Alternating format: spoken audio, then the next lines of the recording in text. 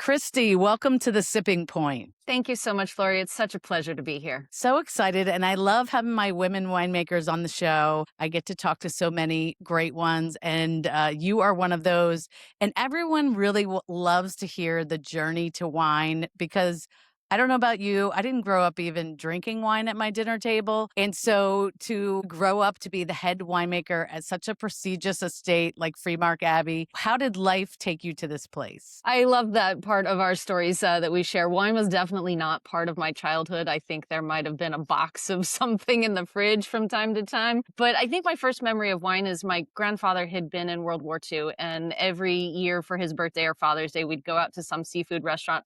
Questionable choice growing up in El Paso, Texas, before we had a lot of quick shipping that we went out and ate seafood, but he would order a glass of white wine and that was just his thing. And I thought, wow, what a sophisticated, wonderful thing to do. And that was kind of the last I'd seen of wine for a while until I got into science. I grew up in West Texas. I was interested in animal science, but also medical research. And so I moved out to Washington, D.C. I worked at the National Institutes of Health in immunology. But to pay rent, I also needed to do some bartending on the side. And I really fell in love with wine and food and the whole culture. And, after one snowstorm too many, digging my car out of the snow, I said, how can I take all these jobs and all these passions that I have and put them together in one thing? And that's how I found wine. And it's been such a beautiful combination of all the things I love in life. That is wonderful. And I talk to a lot of winemakers and female winemakers, and there are quite a few who come from medical backgrounds. So there's something, there's some string follow through here. And I love that story. So the winery itself was founded hundreds of years ago by a female founder, which was quite unique in the 1800s.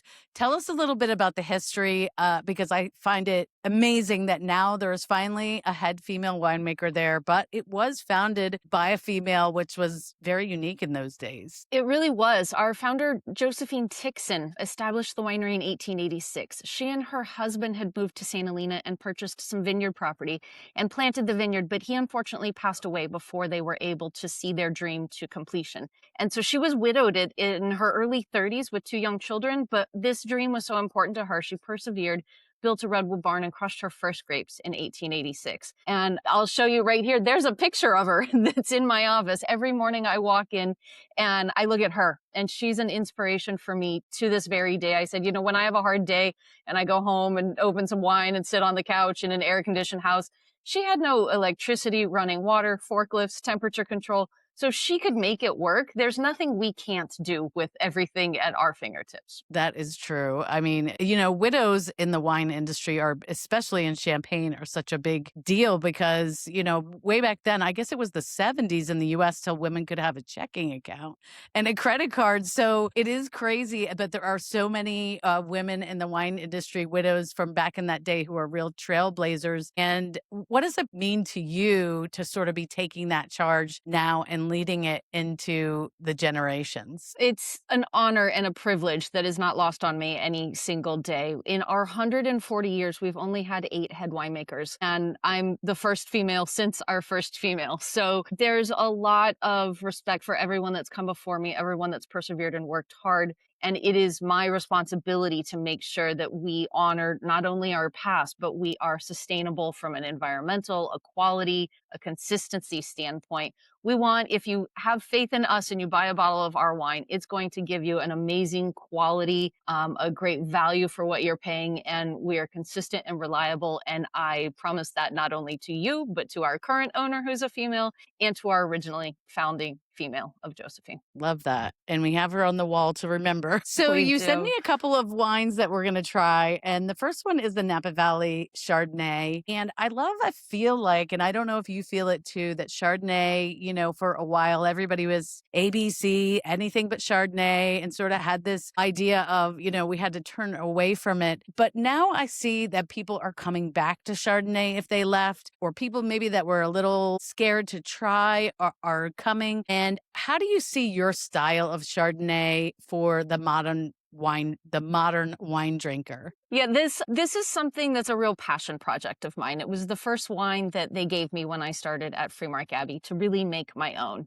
And talking about family, my mom loves that old school, big, buttery Chardonnay style. The more it goes with popcorn, the better. I'm a white Burgundy drinker. I like bright acid. I like beautiful fruit. I like minerality. And I said, how can I make a bottle of wine that the two of us could sit down over dinner and share together? And I said, I think there's a beautiful in between there. And so what I did is I took a look at our grape sourcing. We've got amazing sources in Carneros and in Coombsville. And I found some really old Chardonnay that was planted in 1978. That's very cool. And I said, I want all that richness of like vanilla and toast and baked apples in the nose. But then on the palate, I want it to be bright and refreshing. So when you have that first sip, it seems really rich and really creamy. And maybe if you don't like that style, you go, oh, maybe this is too heavy for me. But there's a partial malolactic acidity. I do a partial fermentation there, so it keeps it really bright. Some of that natural acidity keeps it really fresh on the back end. And to me, that's what makes this wine exciting, is you get the best of both worlds. You get that creamy entry character, but then you get the brightness. It goes with all kinds of food. You can drink it just on its own. I love this with like a roast chicken and mashed potatoes on a Sunday when I'm too tired to cook. It goes with so many things. And that's the beauty of wine, is it brings people together. I agree. And I recently had a female winemaker from Oregon on the show, and she was inspired to make great Chardonnay because it was also her mother's favorite wine as well. And so there seems to be a lot of tie-in with people's moms and Chardonnay, but kind of doing it in a modern way. And I just took a sip there. And I do love that you get all that creaminess on the nose and in the front of the palate, but that bright acidity that makes you want to take a bite of something that this is going to be a food wine, not an oak bomb, maybe is the old thought process that people had. So I really appreciate that.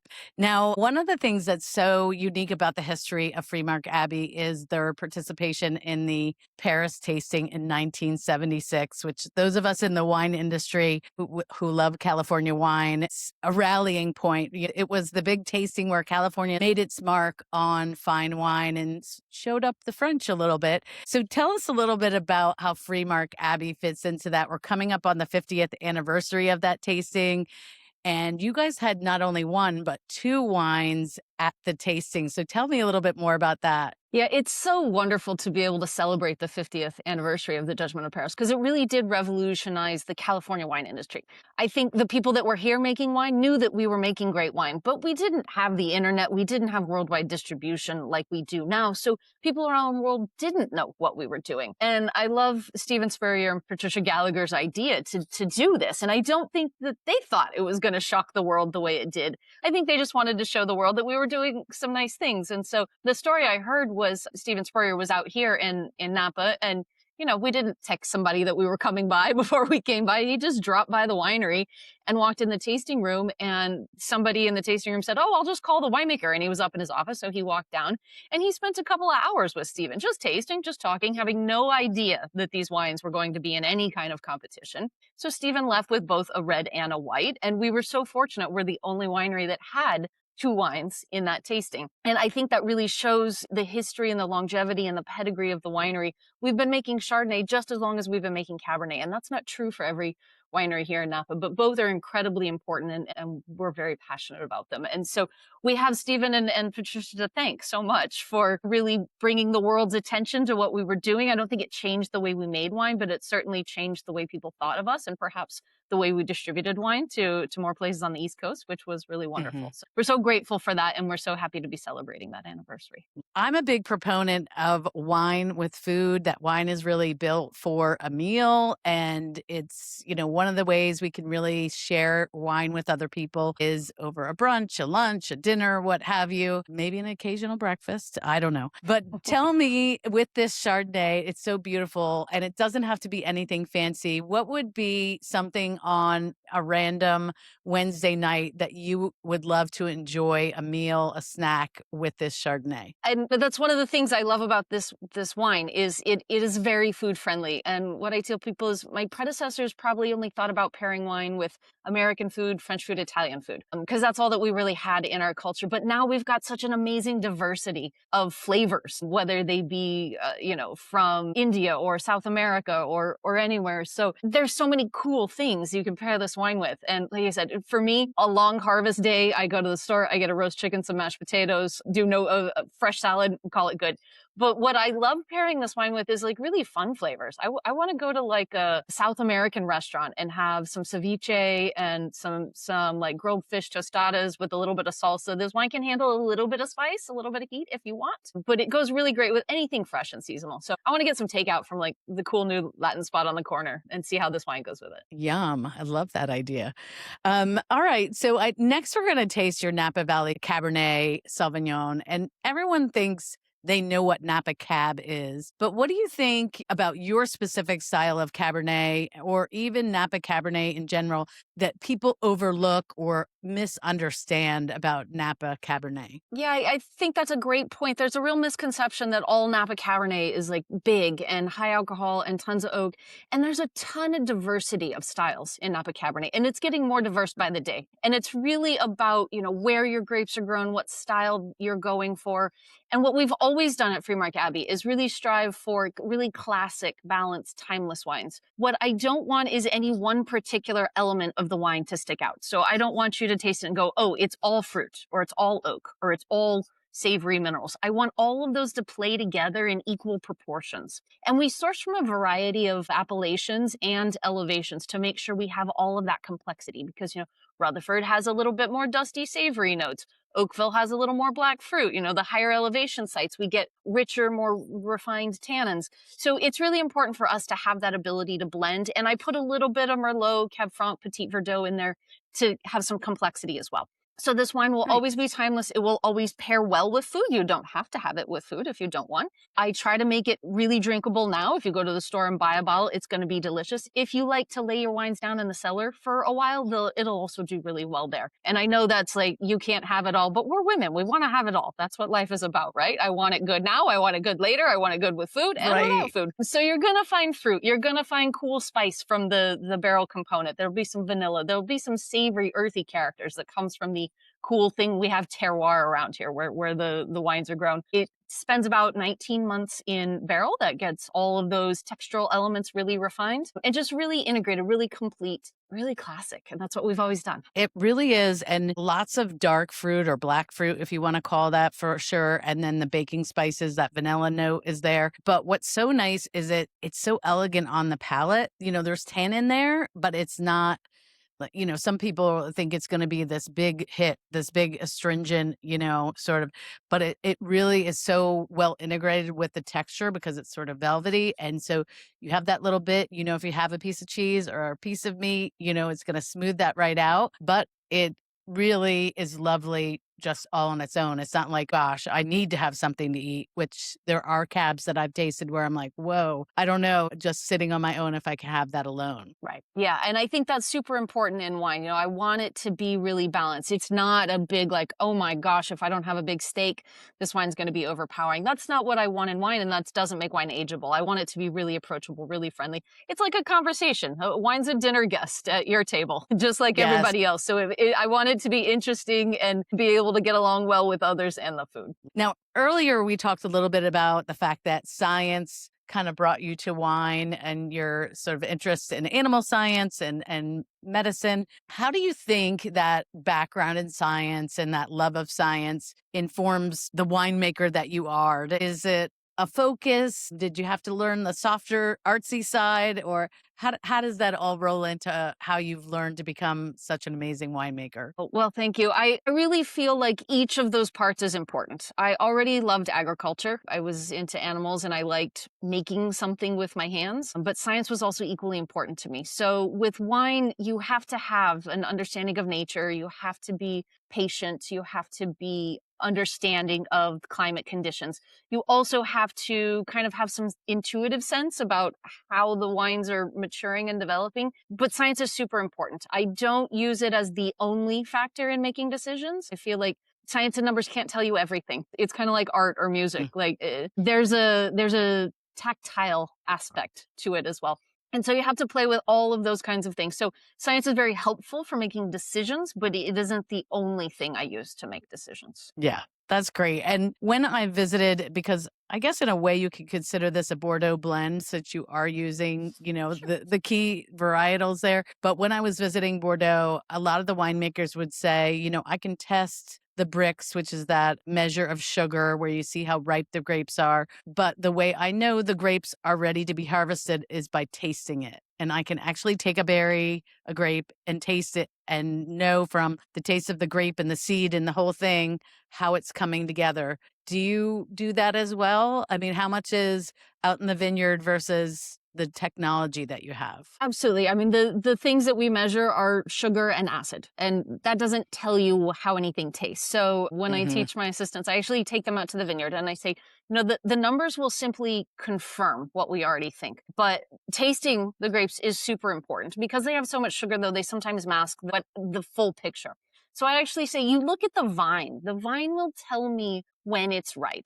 The leaves on the bottom nearest the clusters will start to yellow. That's saying that the vine is now shifting into its final stage of ripening. So if there's no yellow leaves on the vines, I said, I don't care what the sugar number is, it's not ready. It hasn't told me that it's ripening and mature. We look at the seed color as well. The seeds start out very green and then they turn brown. And so that's another important component. And then we take a sample of the berries and we crush them and we analyze them in the lab. But the cool thing that I tell them is I said, look at the juice in the container after we crush it. If you've ever had like a fresh orange juice or something, from a restaurant, you'll see that the kind of pulpy bit settles to the bottom. I said, the faster that pulpy bit in a grape sample settles to the bottom, the less ripe it is. It stays in suspension more when it's ripe. So there's all these different cues that you can use to figure out when is the best time to pick. And then it depends on what style you're going for. We kind of like middle ripeness. Some people like less, some people like more. So it's a judgment call at that point. Yeah, absolutely. What do you think are your major things you are focusing on for the next 50 years at Freemark Abbey as far as, we're talking about the Paris 50 years, but the next 50 years, what are you really striving for? Is it, total organics, biodynamics? What is your focus? Honestly, the 50 years is a long time, right? It doesn't seem like it's been that long, and it goes faster the older we get, but it is quite a significant amount of time. So first and foremost, we want to make sure that we're here in every way, in a business sense, in an environmental sense. So we're starting with the vineyard and the environment. We have gone to all organic farming with our estate vineyards. We work with some growers and we're working with them on that. And organic is great, but it's also important to be really resilient and adaptable as the environment changes vintage to vintage. We're just seeing bigger differences than we used to. So some years are hotter, some years are colder. And it's important to always adapt to that. We can't do the same exact thing every year. So just because it's certified organic doesn't mean like we've stopped there. We have to continue to keep innovating. We use technology to kind of help us with how much water does the vine need? How is it ripening? How much crop is out there? So that's all very important, how we're integrating technology very slowly, not to make decisions for us in any way, just to give us more information so that we can make the best decisions possible. We're also very interested in all of the people that work with us to make wine. Everybody in the vineyard, everybody in the cellar. It's important that they maintain their ability to live here and to work and to enjoy the job they do. So we invest in them a lot. And then it's about, making sure that we're making wine that people want to drink. And we love doing that. And Cabernet and Chardonnay and Sauvignon Blanc are all very popular, but that doesn't mean that's all we'll do for the entirety of time. I mean, we've made all kinds of things here. We've made Chenin, we've made Syrah, we've made Zinfandel. So if something is better for the environment as it moves forward, that's not out of the question for us to consider. We haven't done that yet because we feel like we're doing enough in the vineyard to really make us resilient. But we'll see how the world changes. I don't think any of us can predict where we're going to be in 50 years, but we're going to give it our best shot to still be here doing what we love and giving people wines that they love sharing with their friends and family. You just made me think of a question. I was told once that whenever you're visiting a winery, you should ask the winemaker, what is the little side project you have going on that maybe isn't even for sale? Is there anything really crazy, interesting you're working on outside of, what might be on the website for sale that you're just testing? We've been pretty busy lately. What we're always doing is looking for the next best site that we haven't found yet. So I'm always out in the community talking to growers. I found some cool Cabernet in Coombsville, which is a cooler appellation that I made. It made it into our Napa blend. I think what I'm really excited about that people might not know because it's only available to our wine club is we make a Viognier as well. And I love Viognier. It's so floral. It's so bright. It goes with all those really interesting flavors that we've been talking about with food. So winemakers, we're creatures of experimentation. We live out in nature and in the cellar, and so we're always kind of looking for something to play with. Exactly. Fun with wine. Fun with wine. Exactly. So you sent me another single vineyard Cabernet from Rutherford area, the Boucher Vineyard, if I'm saying that correctly. That's correct. Well done. And so this is fun. We have two different cabs here, one from a broader region, one from a single vineyard. And I know you have other vineyards, so there are other choices also available on your website. But tell me a little bit, this is a pretty iconic vineyard for you. Tell me about this vineyard and how the Cabernet produces differently than, say, the Napa Valley appellation. Yeah, this is a really special wine for us. It's one of the oldest single vineyard Cabernets made in Napa Valley. We started working with the fruit in 1968, and we produced the very first single vineyard bottling from this vineyard in 1970. So that's quite some time that we've been working with it. It's only 22 acres right in the heart of Rutherford. And so the difference you can think of in an appellation wine, like a Napa Valley wine, versus a very specific single vineyard wine is it's got really unique characteristics. With the Napa Valley, we try to make it a kind of all-encompassing a definition of Napa. When we drill down into smaller areas, we want to give you a more distinct look at that area. So Rutherford has these really dusty tannin characters.